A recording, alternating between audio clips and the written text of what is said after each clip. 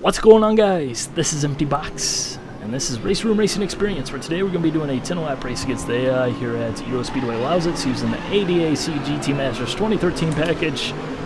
AI is set to 115% difficulty and approximately 1 billion% silliness. Don't mind me, I'm just going to go ahead and walk up and find this convenient gap. This guy's like going sideways. It's a very weird, awkward fashion. Whatever.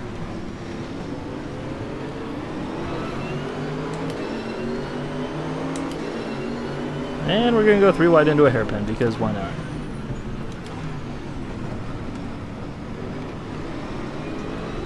Oh my god, that actually worked. That actually worked. Things that might be going right. Usually by now I've been dive bombed about 6 times. Well, I'm not sure why you're hitting the brakes in the middle of the straightaway there, Mr. Corvette, but that's going to cost you your position. Except for Mr. Audi here deciding to go about 5 miles an hour.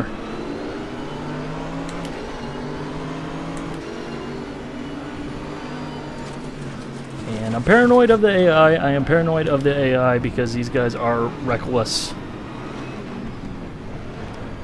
They'll just drive right through you like you're not even there. It's almost kind of like Gran Turismo, except for the fact that Gran Turismo AI is at least solid and dependable when you collide with them. As in 99% of the time you'll just bounce off of them, basically. Whereas these guys, you don't get that luxury. You make a simple, little basic, little bit of bumper-to-bumper contact. No biggie, shouldn't upset either car, and it'll just result in massive snap oversteer or just randomness. The collision code in this game is not one of its best parts, we'll say that. There, I'm just looking in the mirror trying to avoid that guy dive bombing me, and that's going to cost me the position.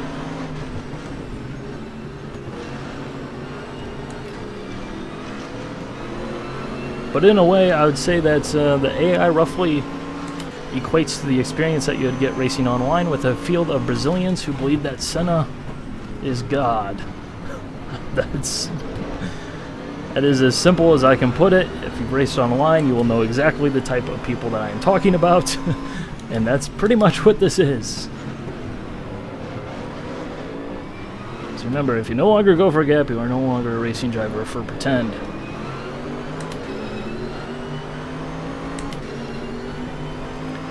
But usually once things string out a little bit, they start to improve. Usually. Cannot guarantee it though.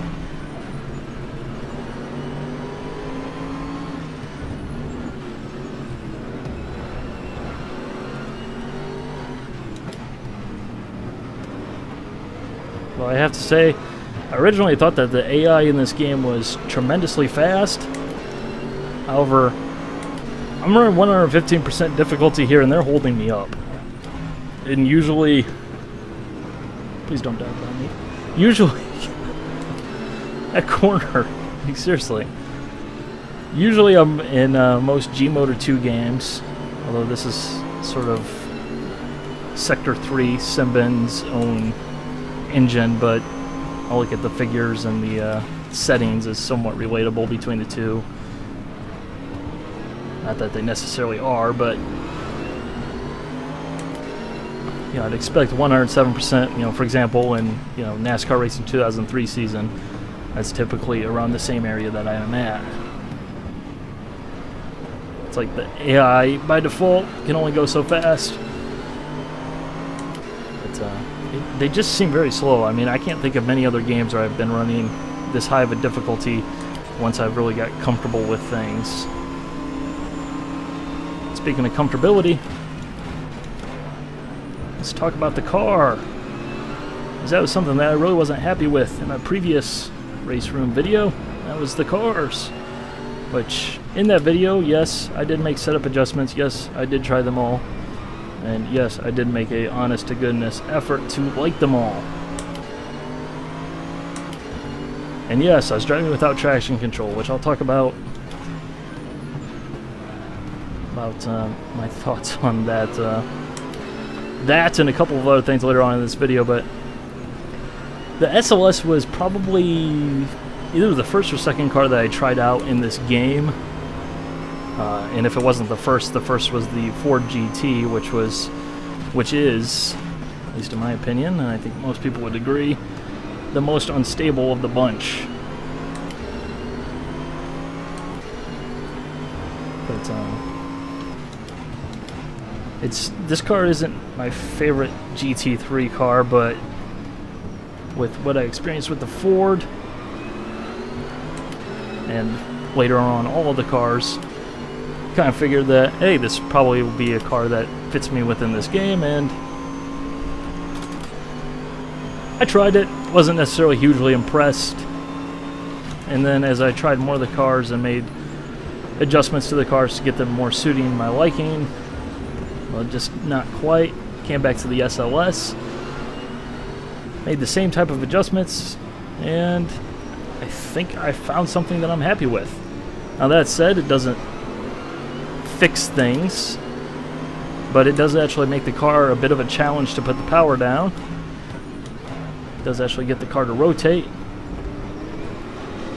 and it no longer feels like I'm basically having to plant the nose, trail brake all of the corners all day, every day.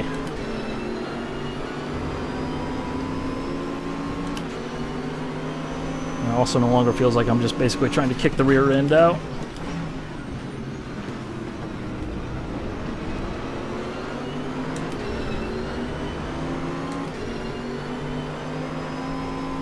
Which is a good thing. Now that said, the grip still does feel very... Thank you. Feel very binary. You either have grip or you don't have grip. Yeah, it's just not very progressive, but it's something that you can get used to. I think for a lot of people, they really won't necessarily care. Now, at least from a driving standpoint, I do find this much more exciting, much more engaging, and a good bit more realistic than what they originally had in here. Although, again, random AI just going to brake randomly at some random predefined spot that they feel like at that time, I guess.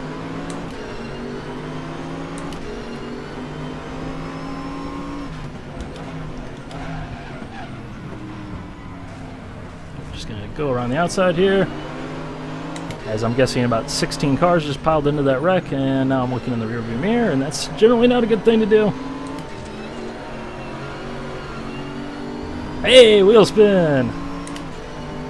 Which basically my setup philosophy was more differential locking on the power side, less on the coast side, stiffer rear roll bars, softer front roll bars, softer front in terms of springs and dampers, and then stiffer rear, basically trying to get as much oversteer as I possibly could, even if I basically did throw building a balanced setup out the window, because got to get more oversteer in the car. Got to get the car to rotate. And I don't know, I'm happier with the way that this car responded to the changes.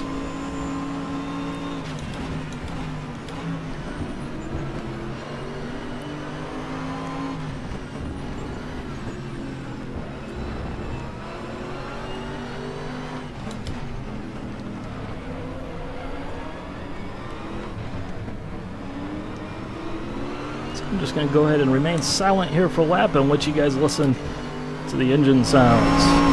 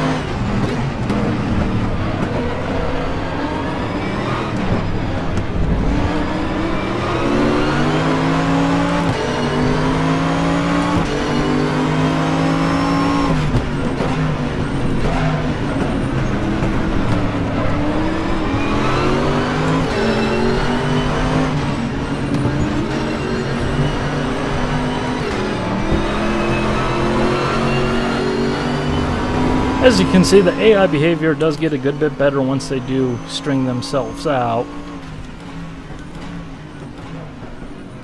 First you have to get there. I will say it is kind of strange how much faster I am in that first sector, and then they speed it up through the hairpin and go like, super fast through there. Or I'm just super slow through there, probably a combination of both. But it doesn't make things more difficult as I'm constantly trying to not run them over. I mean, even from this far back, I'll still catch them up in this first complex.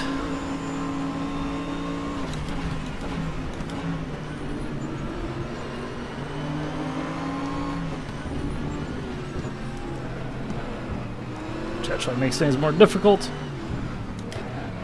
I'm trying to brake earlier and not run them over, but still go as fast as possible at the same time.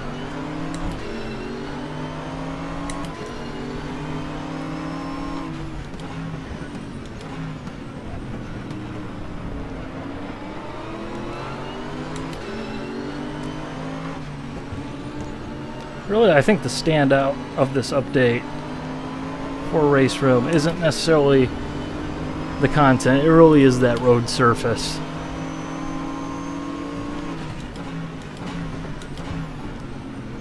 The track just feels so much more alive, and that's really something that you typically only get with laser scanning, which, you know, I said in the text review that I did in the video for people that prefer text and don't want to hear me rabbit on about random things for 15 minutes or whatever. You know, with the settled course of the, you know, they're using laser scan tracks, but at the same time, the tracks just don't strike me as dynamic. They don't have those little details. Whereas this, it's gonna drive me over the curbing there. You know, I'm not sure how accurate this is in terms of, you know, all the details, because this isn't laser scan, they say, at least as I read it. That this basically track surfaces determined by telemetry, which is an interesting way of doing it. You know, you'll see that the track layouts, you know, in terms of them, you know, corner accuracy and everything like that, screw you, that's what you get because you're an AI. You know, isn't necessarily right. You know, if you look at Zandvoort here in Race Room versus an iRacing, it's clear which one, which one's not necessarily right. But, you know, for the average person that's going to be playing this game, and really for most people who are going to be playing this game, except for, you know, probably hardcore Zandvoort fanatics, probably not going to notice.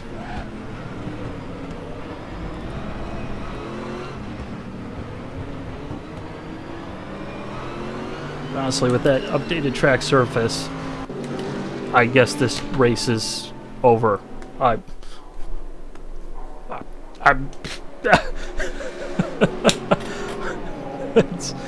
That's that. I guess that's the end of the race. But that updated track surface really does make the track feel more alive and more detailed. I honestly do prefer these tracks versus what's in a settled course. They're not iRacing quality because of the layout accuracy, but honestly, they're good.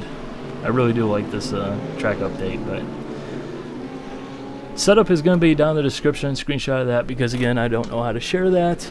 And yeah, go ahead, try it out, because, well, it doesn't fix some of the underlying issues. It does still feel like there's some stability control hidden away in there that you can sort of feel, especially when you get into contact with another car, where you're still hard on the throttle and it feels like the rev should be building up, the wheel spin should be building up, but somehow they're decreasing. So, yeah, not sure what's happening there, but, I mean, overall, it was enjoyable to drive. Definitely a lot better than when I first experienced it. But, again, these are the same setup changes that I made to the other cars, and I wasn't very happy with them, so maybe it's just the SLS happens to be the car for me, and that's that, but, yeah, so. Hope you guys enjoy. Bye.